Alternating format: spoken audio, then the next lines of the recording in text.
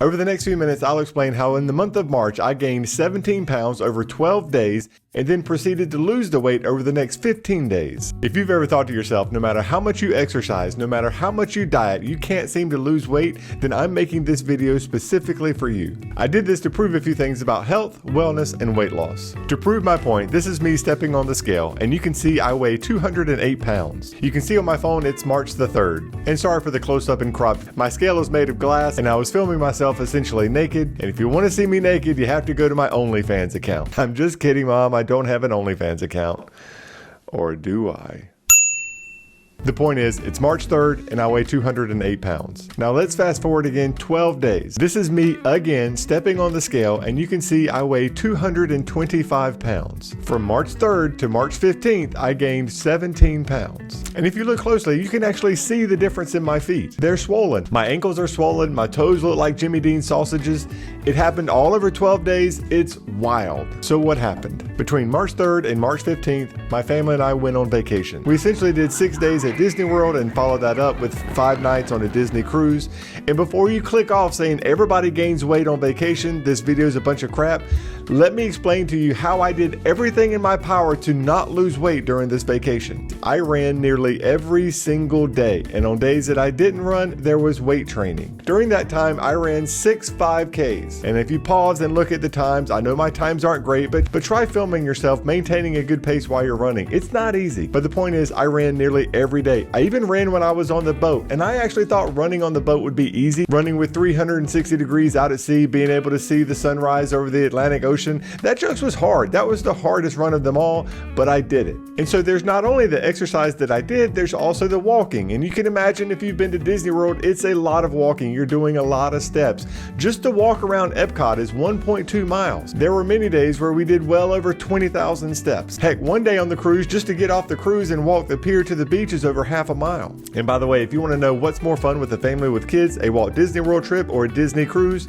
watch my next video. So the obvious line of thinking here, no matter how much you exercise, if you spend your day eating at the buffets at Walt Disney World, eating churros, eating Mickey waffles, the frozen ice creams, the popcorn, yes, you're going to gain weight. But I didn't do that. Of the nearly 30 meals I had while in Disney World, this one meal right here is the only time I had Mickey waffles. I mean, we were celebrating a family member's birthday. Of course, we were going to cheat a little bit. But for breakfast, most of the time I had yogurt and fruit. For snacks, when we were walking around the parks, I would have bananas or bring my own apples. Essentially, during the entire trip, I stayed away from nearly all carbohydrates. I did just about everything somebody could to maintain a semblance of a healthy lifestyle while we were down there. Now, for full disclosure, there was one flaw in my maintain a healthy lifestyle plan during this entire trip: alcohol.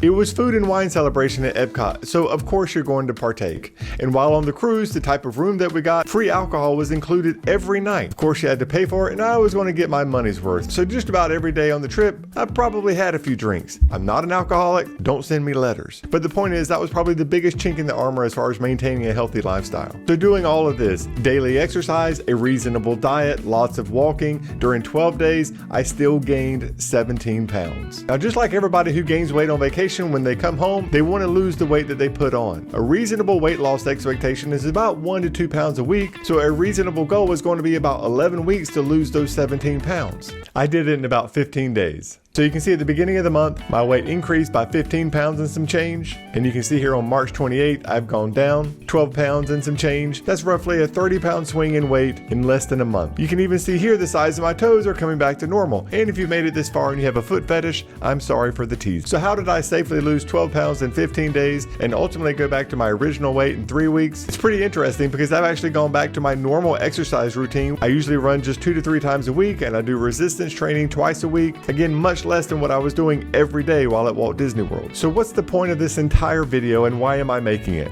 2 reasons. I knew I was going to gain weight. It happens every year when we go on vacation, specifically Walt Disney World. There is something about eating processed foods that makes my body go crazy. The inflammation that comes with it, the ankle swelling that comes with it is astounding. My joints begin to hurt, my ankles begin to swell, there's water retention, I'm sluggish. It's a notable difference in how I feel. 5 years ago, I weighed 250 pounds.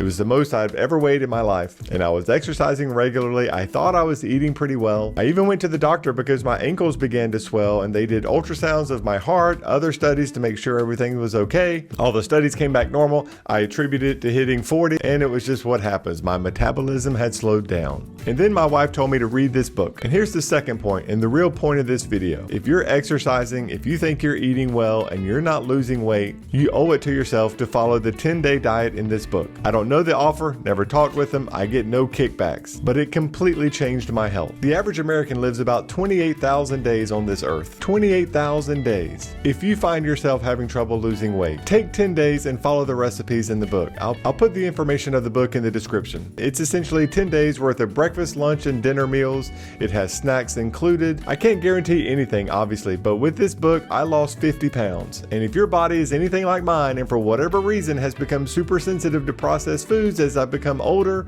you will see amazing results. I encourage you to give it a shot. Have a great day, everybody, and I'll see you next time.